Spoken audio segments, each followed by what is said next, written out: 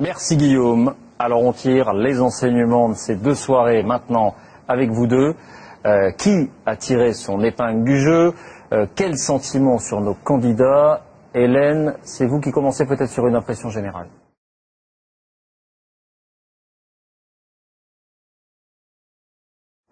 D'abord, j'ai envie de dire merci au CSA, au risque de m'attirer les foudres et les lazines de mes confrères.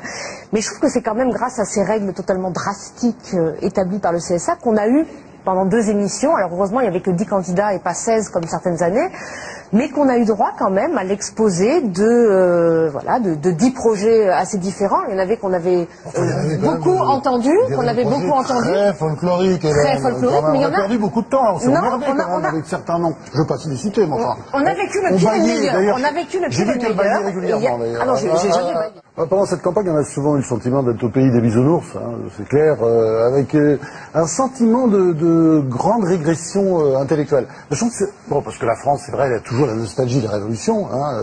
D'ailleurs, regardez Jean-Luc Mélenchon. Je dirais c'est son fioul, la nostalgie des révolutions de 1789. On en a eu d'autres, là, des révolutionnaires. On a eu le grand paquet cadeau.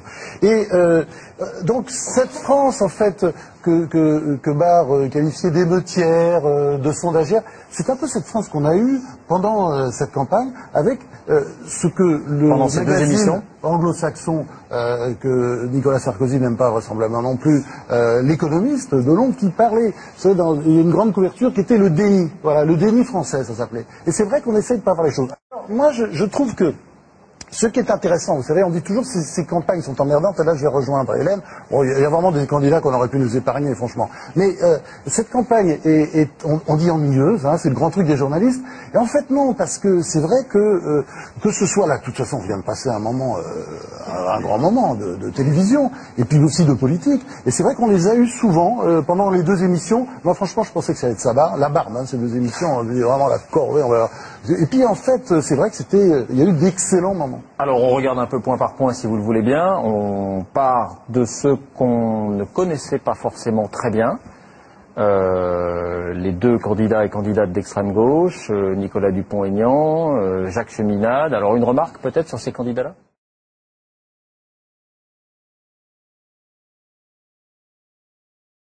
Il y en a un qui forcément a crevé l'écran. C'est Philippe Poutou hier. Tout le monde, vous sur ce plateau, les téléspectateurs qui étaient là sur le plateau, qui l'ont applaudi, ce qui était je crois une première à des paroles et des actes. Et puis on a bien vu depuis hier, alors maintenant on lui consacre des sujets. Mais moi, je trouve que c'était pas du folklore, justement. D'abord, c'était quelqu'un qui, d'abord, il parle différemment des autres et ça fait du bien. De dire ce que je veux dire tout à l'heure, déjà. Non, mais non. Réponds à des propos que j'ai pas tenus encore. Tu viens de dire qu'il y avait des candidats folkloriques, et donc j'ai bien vu à qui tu faisais allusion. Il parlait différemment. Il vient d'un milieu différent. Et il défendait, en plus, je trouve, une tradition historique politique française. Alors, ça vient de l'anarchie, ça vient de loin, ça vient des révolutionnaires, mais aussi un mode anarchiste. Et je trouve qu'en plus, il disait des choses assez intéressante sur le pouvoir, puisqu'il n'a pas du tout, évidemment, la même vision du pouvoir que peuvent le défendre quasiment tous les autres. C'est-à-dire qu'il est très bien que lui, président... Une plombe sur Philippe Poutou, là. Franchement, là. Oui, mais on nous a demandé celui qui avait crevé l'écran. Je trouve que c'est Philippe Poutou, indéniablement. Et encore une fois, que ce n'était pas que du folklore. Non, franchement, ça c'est des trucs de journalistes. Je crois dire c'est le candidat des journalistes, on voit bien, peut-être des journalistes de France Inter d'ailleurs. Mais franchement...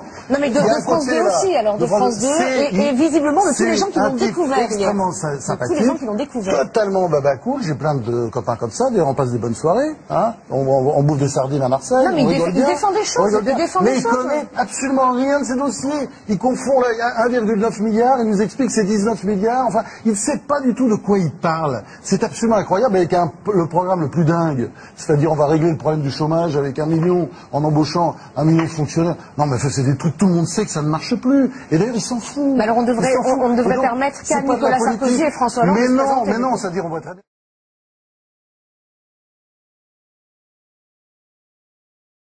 Mais alors on devrait permettre qu'à Nicolas Sarkozy et François Hollande.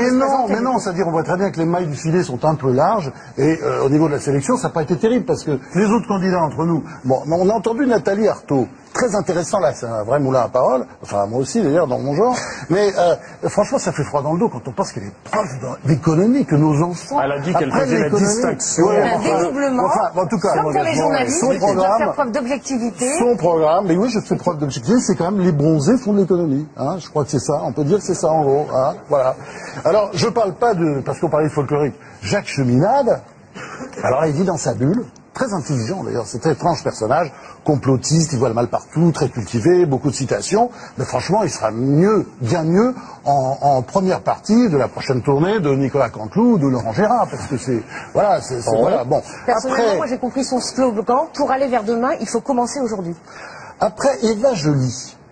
Très intéressante Eva Joly, parce qu'elle a une bonne formule d'ailleurs, c'est un copain qui a dû lui filer, coincé entre la gauche molle et la gauche folle, c'était pas mal, c'était marrant. Mais franchement, c'est l'erreur de casting absolue, on comprend rien de ce qu'elle dit, d'ailleurs tout le monde s'en fout, et les écologistes... Je crois qu'on a très bien compris. Les écologistes, ils avaient un bon candidat, ils avaient un bon candidat, c'était Nicolas Hulot, sur lequel il s'est défendu ce soir. On rappelle simplement pour nos téléspectateurs que nos examinateurs, leurs paroles n'engagent qu'eux-mêmes. C'est bien d'ailleurs le charme de cet exercice. Surtout pas France Télé. Hélène sur Eva Joly. Surtout pas le service public. Hein. Non, France disait qu'on ne comprenait rien à ce qu'elle disait. C'est la subjectivité. Les attaques qu'elle a portées contre Nicolas Sarkozy, qui est effectivement très de la part d'une ex-magistrate qui faisait quand même un peu fi de la présomption d'innocence, et sur lesquelles s'est défendu ce soir Nicolas Sarkozy en disant qu'effectivement il prenait ça avec le plus grand mépris. On reconnaît que c'est une erreur de casting complète. Enfin, quand tu penses que Nicolas Hulot aurait pu être là à sa place, enfin, il aurait fait, au moins il aurait fait un score. Sauf qu'il y a eu un vote et qu'il y a eu des primaires. On passe, si vous le voulez, à ceux qui...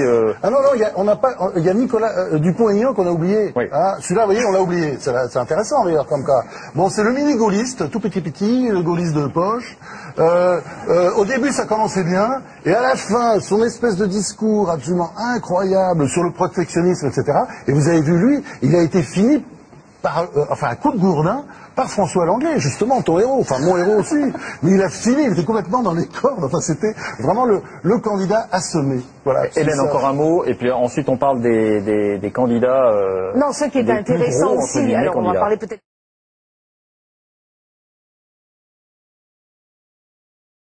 Vous souhaitez dire un mot sur Jean-Luc Mélenchon et François Bayrou, ou est-ce qu'on passe... On est obligé d'en parler, parce qu'il faut parler de tous quand même.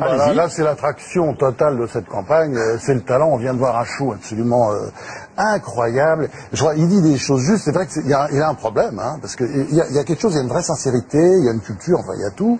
Et puis en même temps, il a un problème, c'est son programme économique qui est quand même complètement dingue, quoi. Ça, c'est clair que...